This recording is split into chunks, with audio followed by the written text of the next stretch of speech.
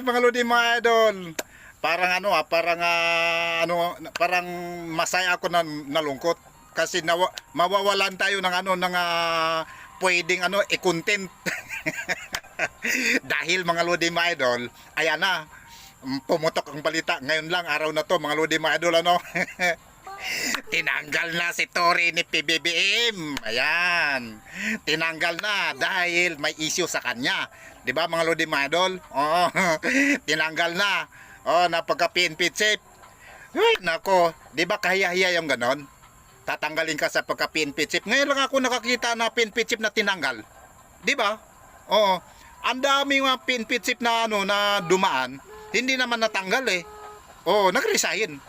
Tapos na yung niya, panungkulan dahil nga sa 60 anyos na. O, di ba? Senior citizen na. O, ganon. Or either napakahaba na ng taon ang paglilingkod nila sa bayan. Ang problema ito kay General Torre, ayan, kakaatat na nagkandara pa, nakakahuli kay papakitang gilas lang kay pakitang gilas, hinuli niya si PRRD, di nala dun sa dahig. O ayan ngayon, Torre, paano ngayon yan? Di ba kahiyayang ganun, Torre? General Torre? Alam ko, marami mga kapulisan ngayon na natutuwa. Kasi nung umupo ka pagka-PNP chief, ang dami mga kilay, nagtaasan ng kilay mga pulis eh. Hindi ka gusto? General Torre?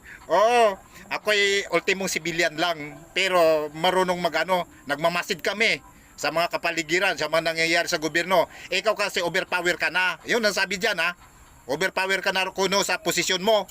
Pagka-PNP chief mo, ayan ka tuloy, tinanggal ka na. Oy, nako, General Torre, paano ngayon yan? Kawawa ka naman. Alam mo, although yumaman ka kasi baka imposible namang wala kang balato doon sa pagkahuli mo kay pagpapakulong mo, pagpapadala mo kay PRD sa dahig. Nagtatanong lang ako Kaya lang, yung dignity mo doon, yung napaka na. Bakit? Tinanggal ka eh. Tinanggal ka eh. Hindi ikaw nag-resign eh. Hindi ikaw umalis. Kundi tinanggal ka din ng presidente ni PBBM. Dahil may nasilip sa'yo, overpower ka. Di ba mga lodi mga idol? Tama ba ako? Mali. Mag-comment ka lang na sa baba. Kasi naman, masyado kang paipal.